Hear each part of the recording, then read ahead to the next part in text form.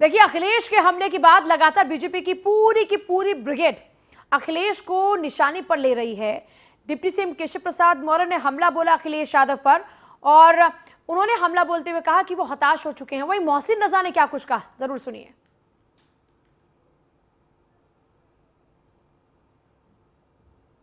Samajwadi party के मुखिया श्री अखिलेश यादव जी पराजय की सुनिश्चित संभावना को देख करके घबरा भी गए हैं, बौखला भी गए हैं।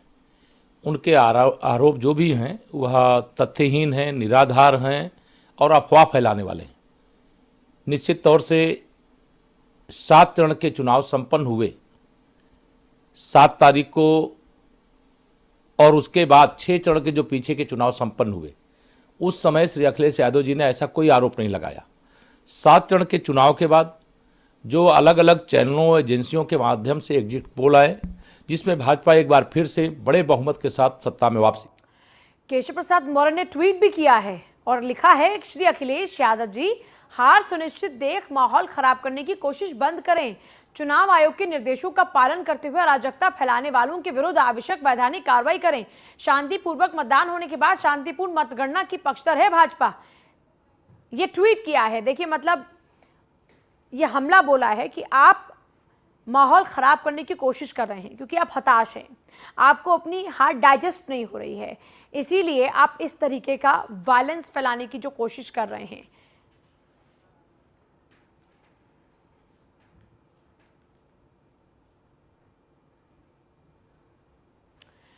देखिए, ये ट्वीट किया है डिप्टी सीएम केशव प्रसाद मौर्य ने और अखिलेश यादव के ऊपर बड़े गंभीर आरोप लगा दिए। एक बड़ा हमला है। वहीं मोहसिन रजा ने भी अखिलेश को घेरा है। जरा पहले मोहसिन रजा ने क्या कुछ कहा वो आपको सुनवाएं। उससे पहले राजेश्वर सिंह, लखनऊ के सरोजनी नगर से बीजेपी के प्रत्याशी राजेश्वर सिंह ने ट्वीट कर सपा पर हमला बोला है। सपा की घबराहट, बौखलाहट और गायब मुस्कुराहट ने ईवीएम खुलने से पहले ही परिणाम घोषित कर दिए हैं।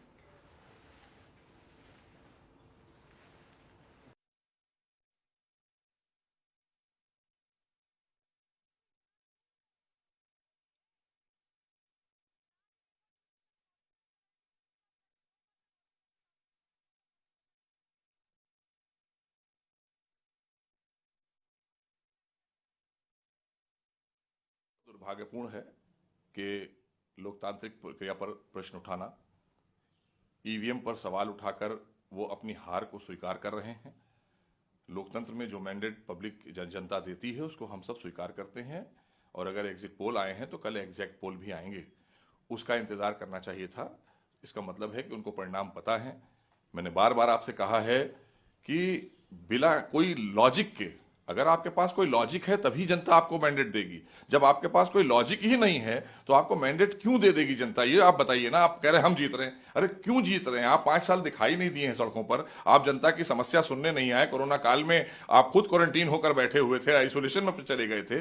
अब जैसे ही सारी व्यवस्थाएं ठीक हुई और चुनाव आया, आप निकल आए कुर्ते पैजामे झाड़ के और अपने सारे वही प्रवृत्ति को लेकर खड़े हो गए कि हम ये कर देंगे, हम वो कर देंगे और धमकी देना, ये सब चीजें जनता ने निकाल, इसको इसी बात को लेकर इनको 2017 में जनता ने नकारा है। और मुझे लगता है कि अब उत्तर प्रदेश में भारतीय जनता पार्टी, आदरणीय मोदी जी, आदरणीय योगी जी की योजनाएं जो हमने जनता के हितों के लिए बनाई, उनको हमने एग्जीक्यूट किया, उसको लोगों ने स्वीकारा है। हमने कहा ना कि बड़ी ही आबादी जो हमारी, कहना चाहिए माताओं बहनों की है, उन्होंने देखा कि एक सुरक्षा का माहौल दिया है आदरणीय योगी जी ने। उत्तर प्रदेश के अंदर कानून व्यवस्था स्थापित करी है, उसी कानून व्यवस्था को फिर से ध्वस्त करने के लिए, फिर से उसके ऊपर प्रहार करने के लिए कल अखिलेश यादव जी ने जो प्रेस कॉन्फ्रेंस की है, इससे माहौल खराब करने का प्रयास किया जा रहा है उत्तर प्रदेश के अंदर, क्योंकि इन्हें पता है कि भारतीय जनता पार्टी प्रचंड बहुमत के साथ सरकार में आ रही है। लिहाजा अब हम क्या करें, तो उसी प्रवृत्ति के तहत इन्होंने कल प्रेस कॉन्फ्रेंस की। ये बड़ा दुर्भाग्य है। मोहसिन रजा कह रहे हैं कि बड़ा दुर्भाग्य है। ये कह रहे हैं कि जब जनता के पास दुख की घड़ी थी तो ये वहां पहुंचे नहीं, उसके बाद कुर्ते झाड़ के आ गए हैं अब नेतागिरी करने के लिए। मेरे साथ तमाम सहयोगी मेरे जुड़ेंगे। सचिन जौहरी जुड़ेंगे मुजफ्फरनगर से, आलोक मालवीय प्रयागराज से हमारे साथ में इस वक्त हैं, एसके वाजपेयी लखनऊ से जुड़ेंगे हमारे साथ में, अतुल शर्मा मेरठ से जुड़ेंगे, कृष्ण त्यागी आगरा से, प्रदीप पांडे मऊ से, देवेंद्र खरे जौनपुर से जुड़ेंगे, अशोक कुमार बुलंदशहर से, संतोष ओझा वाराणसी से। मेरे तमाम सहयोगी लगातार जुड़ेंगे, लेकिन इस बीच नीलेश का एक बार रुख कर रहे हैं और नीलेश हमारे साथ में जुड़े हुए हैं लखनऊ से।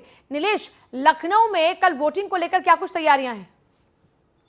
देखिए पूजा, अगर हम लखनऊ की बात करें तो लखनऊ में लगातार जो चुनावी माहौल है वो देखने को मिल रहा है। पार्टी जो कार्यालय है उनके बाहर कार्यकर्ताओं की भीड़ देखी जा सकती है। वहीं अगर हम बात करें जहां पर ईवीएम को रखने के लिए स्ट्रांग रूम बनाया गया, वहां पर तमाम पार्टी के कार्यकर्ताओं का जमावड़ा लगा हुआ है।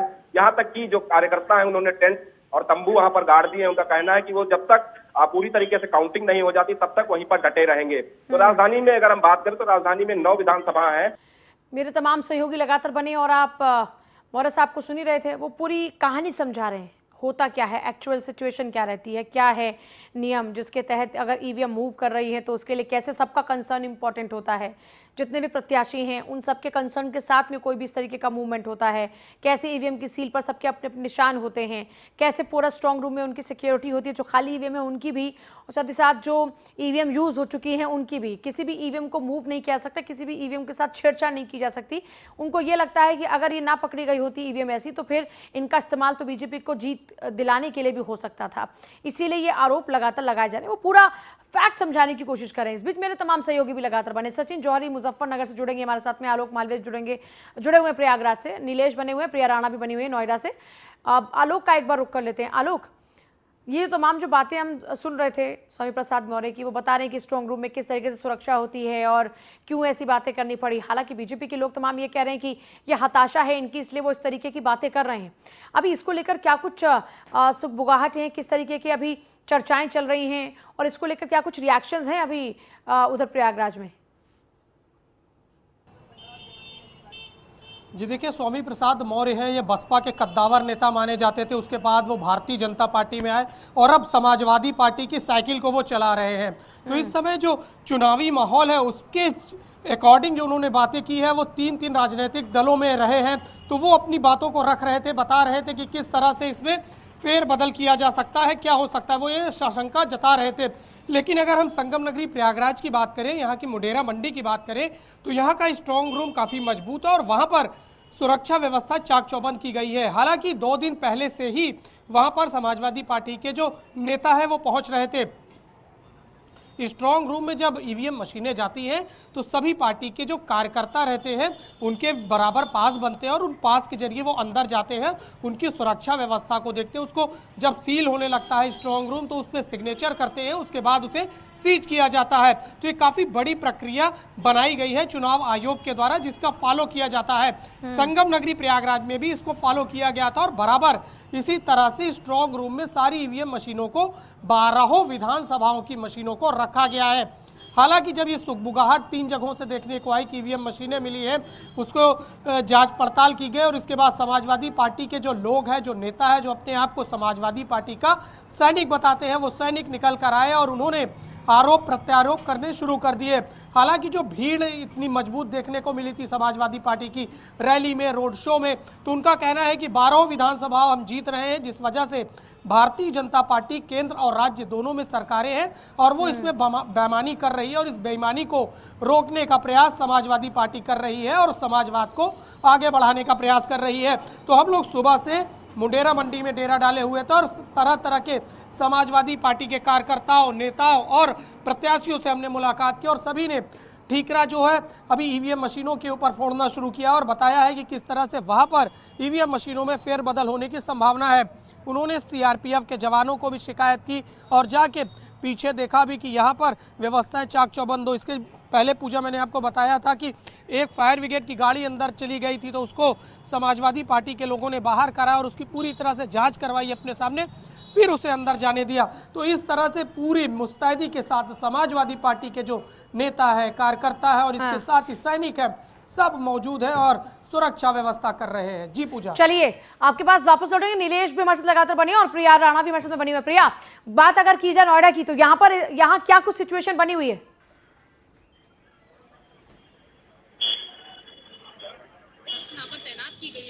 साथ कुत्तों से भी निगरानी की जा रही है। वही बहुत सारे लोग जो है सपा के यहाँ पर हैं जो लगातार स्ट्रांग रूम की निगरानी कर रहे हैं। लेकिन सबसे बड़ा सवाल यही होता है, क्या ईवीएम में गड़बड़ सिर्फ सपा पार्टी के लिए होगी? क्या बीजेपी भी तो ये आरोप लगा सकती है कि ईवीएम में गड़बड़ बीजेपी पार्टी के लिए भी हो सकती है? हमेशा से यही आरोप क्यों लगता है कि बीजेपी की गड़बड़ी होगी, बीजेपी इस काम को कर रही है? हालांकि अगर हम बात करें मुख्यमंत्री अखिलेश यादव की, तो कल उन्होंने प्रेस कॉन्फ्रेंस में कहा था कि एक ईवीएम मशीन पकड़ी गई जिसका इस्तेमाल बीजेपी की वोटिंग के लिए किया जाता। लेकिन क्या ये आरोप बीजेपी नहीं लगा सकती है? बीजेपी भी आरोप लगा सकती है। बीजेपी ऐसे शांत क्यों बैठती है? क्योंकि उसको अपने किए हुए काम पर शायद भरोसा होगा, एक जीत पर भरोसा है। क्योंकि अगर हमने पंकज सिंह से जानने की कोशिश की तो उन्होंने कहा कि काम बोलता है, काम किया है तो जनता ने, उनको विश्वास है कि जनता उन्हें जिताएगी। उन्होंने साफ तौर पर कहा कि हमें ईवीएम की निगरानी करने की कोई जरूरत नहीं है, जो जनता का भरोसा है, जनता की वोट है, वो उन्होंने किया। वहीं हम सपा पार्टी की बात करें तो उसके द्वारा लगातार रैलियां भी की गई, बड़े बड़े रथ से यात्रा भी निकाली गई। आरोप आमतौर पर विपक्षी पार्टियां ही लगाती हैं और आरोप लगाने का अधिकार भी आमतौर पर विपक्षी पार्टियों को ही रहता है। सत्तासीन जो होते हैं उनके ऊपर आरोप ये लगते हैं कि वो पूरा जो प्रशासन है उसका गलत इस्तेमाल कर सकते हैं। खैर, आपके पास वापस लौटते हैं। नीलेश लगातार बने। नीलेश, अगर बात की जाए तो वहां पर समाजवादी पार्टी के तमाम जो कार्यकर्ता है वो स्ट्रांग रूम के आसपास क्या इर्द गिर्द घूम रहे हैं? क्या वहां पर भी इसी तरीके से अखिलेश के आह्वान के बाद में लोगों का, जो उनके समर्थक है, उनका जुटना शुरू हो चुका है तेजी के साथ? देखिए पूजा, बिल्कुल अगर हम लखनऊ की बात करें तो लखनऊ में 9 विधानसभा क्षेत्रों में चुनाव हुआ था, जिसके बाद जो ईवीएम मशीनें थी वो रमाबाई अंबेडकर मैदान में स्ट्रांग रूम में रखी गई है। वहां पर सीसीटीवी कैमरे लगाए गए हैं और उन सीसीटीवी फुटेज जो है डायरेक्ट जो ईवीएम स्ट्रांग रूम है उसके बाहर बड़ी बड़ी एलईडी स्क्रीन लगाई गई, उस पर दिखाया जा रहा है। उसके अलावा अर्धसैनिक बलों के जिम्मेदारी पर सुरक्षा व्यवस्था है। उसके अलावा पीएससी के जवान भी तैनात किए गए हैं। हालांकि इससे पहले ही समाजवादी पार्टी के राष्ट्रीय अध्यक्ष अखिलेश यादव ने आह्वान किया था कि समाजवादी पार्टी के जो कार्यकर्ता हैं उनकी जिम्मेदारी बनती है कि जहां पर भी। चलिए नीलेश, आपका भी शुक्रिया। प्रिया, आपका भी शुक्रिया। अभिषेक मिश्रा, सपा के प्रत्याशी, क्या कुछ कह रहे हैं, सुनिए। मैजिस्ट्रेट की जिम्मेदारी रही होगी, जहां जिम्मेदारी रही होगी पुलिस व्यवस्था की, उनको लेके जाने के लिए, और उनको वो छोड़ के कैसे भाग गए? और अगर भाग गए तो उस मैजिस्ट्रेट को सस्पेंड क्यों नहीं किया गया? उस पुलिस अफसर को सस्पेंड क्यों नहीं किया? अगर नीयत साफ थी तो, और में ही खोट था तो आज की तारीख में चुनाव आयोग को तुरंत उसका कॉग्निजेंस लेना चाहिए और डिस्ट्रिक्ट मजिस्ट्रेट सस्पेंड हो जाना चाहिए। आम स्थितियों में अगर सच में कोई व्यवस्था बनती तो चलते चलते जिस समय वो 2 घंटे लेट पहुंचे हैं साइट पे, वहीं ऑनलाइन सस्पेंशन हो जाना चाहिए था चुनाव आयोग का। लेकिन कोई कार्रवाई नहीं। सिर्फ बनारस में ट्रेनिंग हो रही है, उत्तर प्रदेश में कहीं और ट्रेनिंग नहीं हो रही। सिर्फ बनारस में ही उनको ले जाना है क्योंकि प्रधानमंत्री की कॉन्स्टिट्यूएंसी है, वहां एक पर्टिकुलर अफसर डिस्ट्रिक्ट मजिस्ट्रेट इस वजह से। तो ये चीज सरासर बेईमानी कर रहे हैं, इनकी नीयत खराब है। उसके खिलाफ उत्तर प्रदेश की जनता सजग है, करने नहीं देंगे चाहे कुछ हो जाए। कमीशन का भी काउंटर आया था कि ट्रेनिंग प्रोसेस का पार्ट था। तो ट्रेनिंग प्रोसेस का पार्ट था। आप बुलाते, आप सारे प्रत्याशियों को बुलाते, आप सबको बताते भाई इस समय मूवमेंट होने जा रहा है, आपको पता रहना चाहिए। हमारे लोगों को पता रहता, कोई नहीं रोकता। आप बुलाने का कष्ट नहीं कर सकते थे, आपका ट्विटर हैंडल चलता है, आप ट्वीट कर देते, आप एएनआई को बुला करके कह देते कि भैया हम ये। और ब्रजेश पाठक ने हमला बोला अखिलेश यादव के ऊपर। अखिलेश ने जो ईवीएम को लेकर धांधली के आरोप लगाए, उसके बाद बीजेपी के तमाम नेताओं ने मोर्चा खोल दिया अखिलेश के खिलाफ में। ब्रजेश पाठक ने किस अंदाज में हमला बोला है, सुनिए। भारतीय जनता पार्टी प्रचंड बहुमत के साथ सत्ता में दोबारा वापस आ रही है।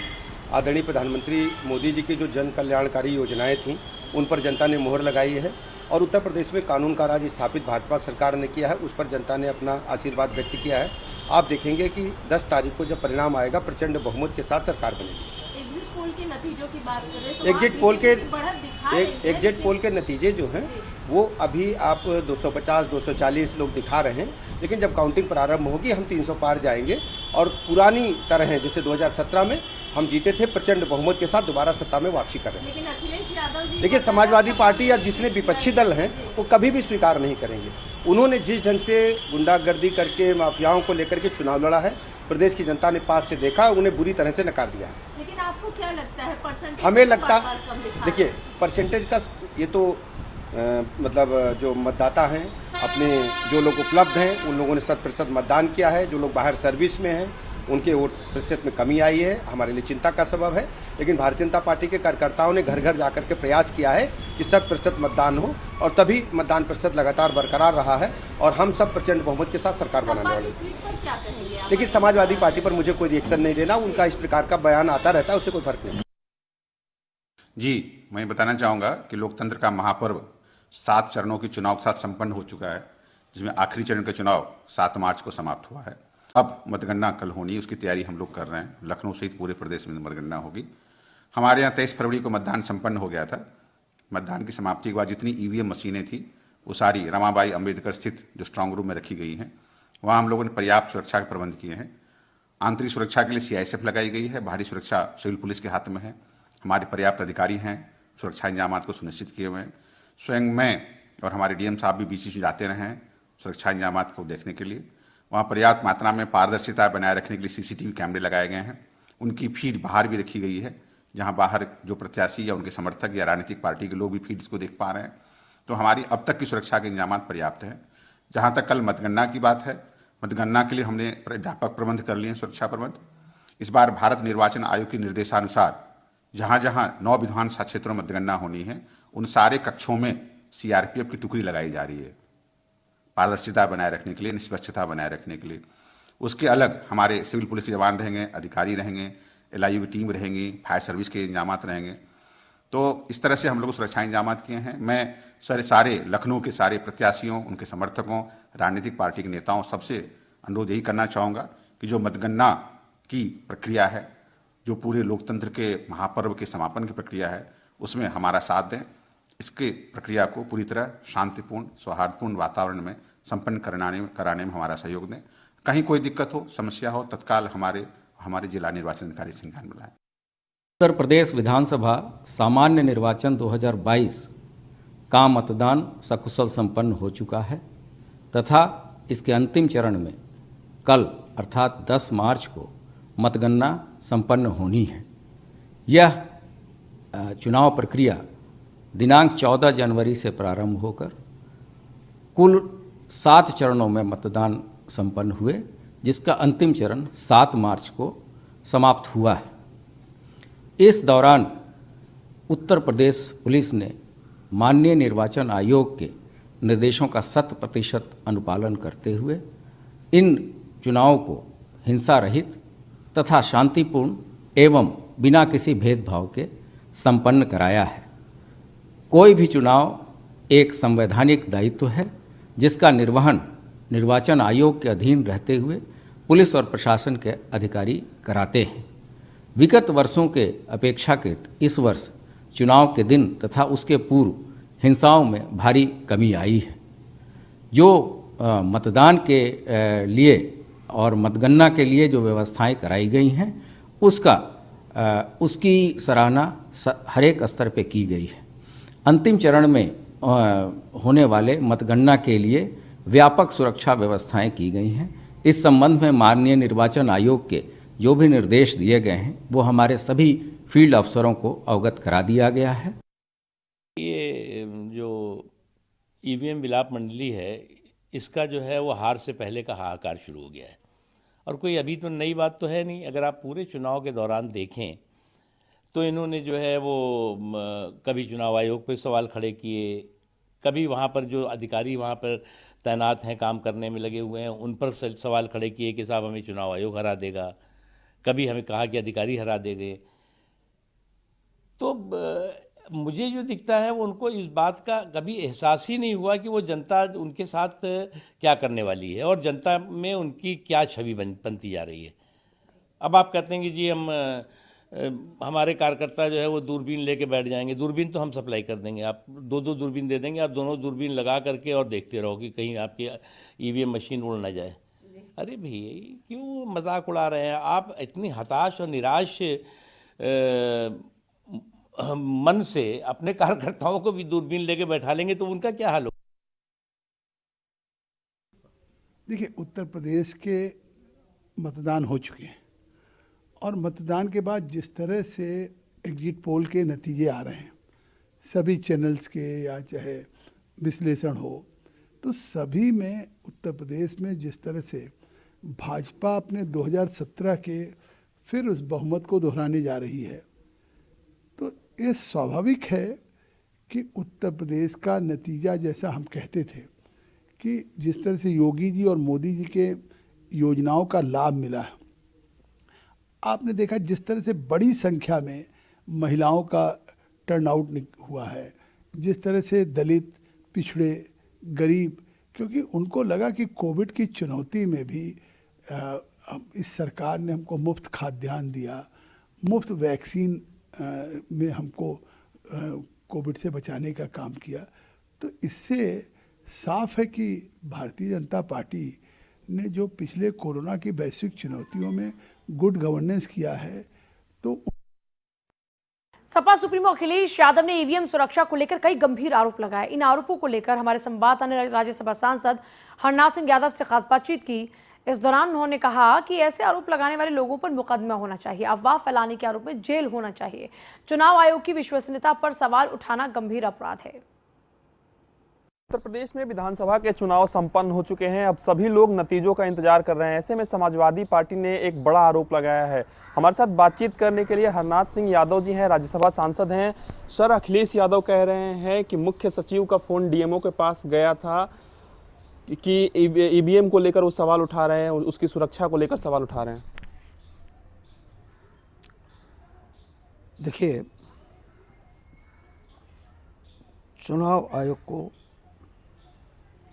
अफवाहें फैलाने के आरोप में उनके खिलाफ मुकदमा तत्काल क्या नाम है लिखाना चाहिए, उनको जेल के शिक्षों में डालना चाहिए। ये गंभीर अपराध है कि लोकतंत्र का ये जो पवित्र महायज्ञ हुआ है, जिसमें जनता जनार्दन ने बढ़ चढ़ करके भाग लिया है और अपने विचारों को प्रकट किया है, और उसके ऊपर पानी फेरना और ईवीएम को दोषी ठहरा करके और जनता जनार्दन के जो मतदान की जो प्रक्रिया है उसको एक प्रकार से कलंकित करने का ये काम कर रहे हैं। चुनाव आयोग को चाहिए कि अफवाहें फैलाने के अपराध में उनको तुरंत जेल के शिक्षों में डालना चाहिए। अखिलेश यादव कह रहे हैं कि अधिकारियों से कहा गया है कि जहां भारतीय जनता पार्टी के प्रत्याशी हार रहे हो वहां पे वोटिंग जो है वो स्लो करा दिया जाए। अखिलेश यादव ने अपनी हार पूरी तरीके से स्वीकार कर ली है और इसीलिए वो इस प्रकार के अनर्गल और छिछली बातें कर रहे हैं। और समाजवादी पार्टी के लोग ही ईमानदार हैं और राजा हरिश्चंद्र के वो क्या नाम है वंशज हैं, ये कहना चाहते हैं क्या? आज जो लोग आकंठ भ्रष्टाचार में, बेईमानी में डूबे हुए हैं, उन्हें इस प्रकार की बातें करना शोभा नहीं देता। सर, सभी पार्टियां हैं, लेकिन अखिलेश यादव ने अपने कार्यकर्ताओं से अपील की है कि स्ट्रांग रूम की निगरानी करें और कार्यकर्ता इसमें जुट भी गए हैं। लगातार स्ट्रांग रूम की निगरानी की जा रही है। कई जगहों पर ऐसी तस्वीर आई कि दूरबीन से उनके प्रत्याशी स्ट्रांग रूम की निगरानी कर रहे हैं। इसमें हमें कोई आपत्ति नहीं, वो तो चुनाव आयोग की व्यवस्था है। चुनाव आयोग ने अपनी व्यवस्था के अंतर्गत ये निर्धारित किया हो कि प्रत्याशी जो है चाहे तो निगरानी के लिए अपने कार्यकर्ताओं को वहाँ रख सकती हैं, उनके पास बनते हैं सारे वैधानिक तरीके से। लेकिन जिस तरीके से वो कल बोल रहे थे मीडिया में कि ये चुनाव लोकतंत्र का अंतिम चुनाव है और हम जो है एक दूसरी क्रांति यहाँ पर भारत के अंदर होगी, क्या क्रांति होगी? क्या मतलब खून खराबा करना चाहते हैं क्या? तो ये थे हमारे साथ राज्यसभा सांसद हरनाथ सिंह यादव जी, जिनका साफ तौर पे कहना है कि अखिलेश यादव अपने पराजय को स्वीकार करने के लिए तैयार नहीं है। भारतीय जनता पार्टी की एक बार फिर से उत्तर प्रदेश में पूर्ण बहुमत की सरकार बनने जा रही है। वीडियो जर्नलिस्ट नरेंद्र गोसाई के साथ फिलहाल आपसे ले रहे हैं इजाजत। नमस्कार।